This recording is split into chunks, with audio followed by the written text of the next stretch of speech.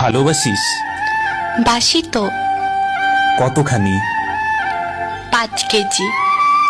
ভালোবাসা কেজিতে হয় নাকি? তুই না জিজ্ঞেস করলে কতখানি? খুব চালাক হয়েছিস। তোর জন্যই তো হয়েছি। আমার জন্য কেন? ভালোবাসা আটকে রাখতে হলে একটু চালাক হতে হয়। কে বলল? আমি। আমি তো ভালোবাসি না। বাসিস তো।